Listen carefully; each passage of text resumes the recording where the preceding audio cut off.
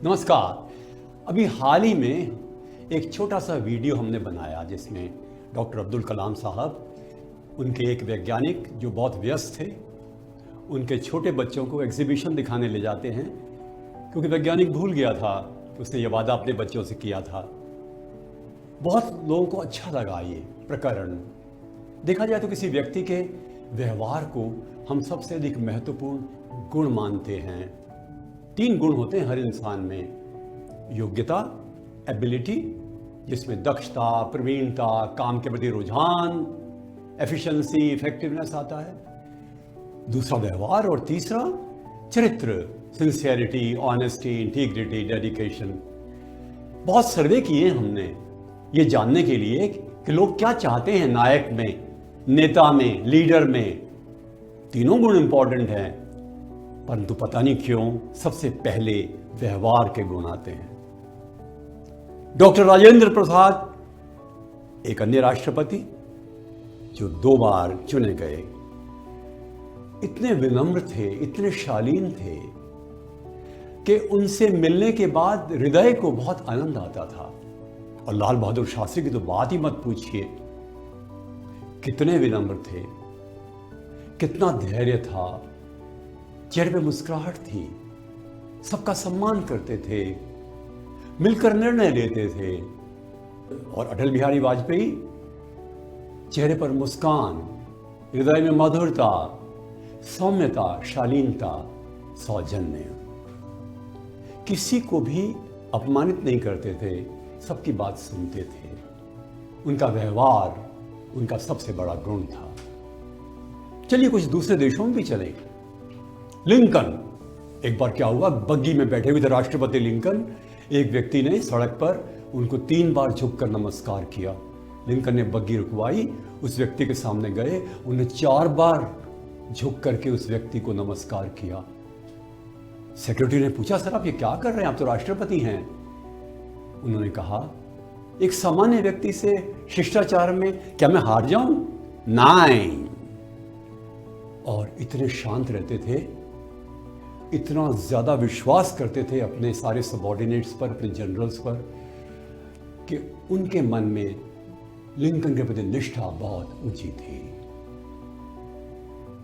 Franklin Roosevelt की पत्नी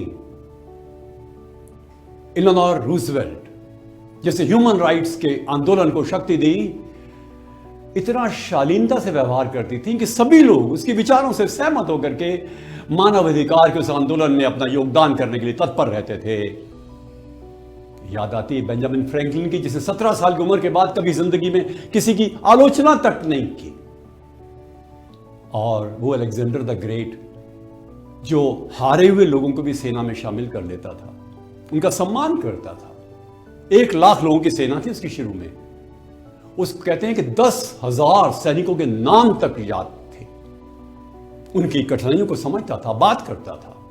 और नेपोलियन बोनापार्ट, जिसको जूलियस सीजर के बाद सबसे बड़ा यूरोपीय नेता माना जाता है, वो तो अपने सारे सैनिकों को मेडल्स, इनाम, पेंशन देने का बहुत बड़ा एक ऐसा उत्सुक व्यक्ति था, जिसे सारी सेना में एक प्रेरणा, अभिप्रेरणा का वातावरण उत्पन्न किया।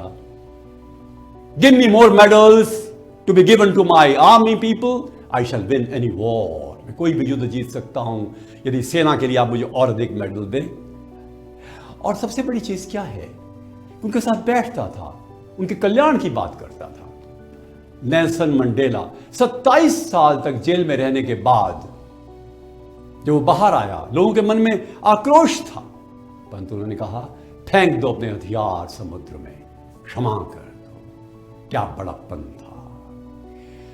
देखा जाए तो जीवन में ऐसे बहुत से आपको नायक मिलेंगे जिनके मन में एक स्निग्धता है, मधुरता है, सौम्यता है। सुंदर पिचाई, जो गूगल का सीईओ है,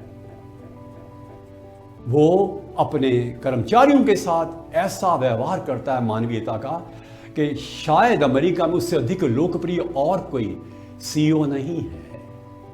96% लोग इसको स्वीकार करते हैं, उसकी प्रशंसा करते हैं। ये हमने एक अन्य वीडियो में बताया। और इसके बाद आप देखिएगा, Kapil Dev Wisden's Indian cricketer of the century.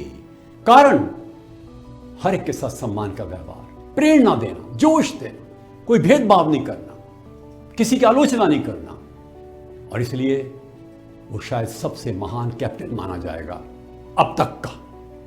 Amitabh Bachchan को देखिए, किसी के साथ कोई दुर्व्यवहार नहीं, किसी की आलोचना नहीं, किसी को कष्ट नहीं देना, शांत रहना।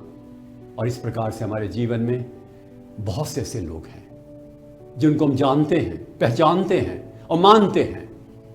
उनका गुण जो है व्यवहार का, अंदर से अच्छे व्यवहार का प्रतीक बनता है। वो अंदर से सुंदर हैं और बाहर से भी सुंदर हो जाते हैं। हम सीखें उनसे to be nice, to be kind, to be compassionate, to be empathetic. नमस्कार।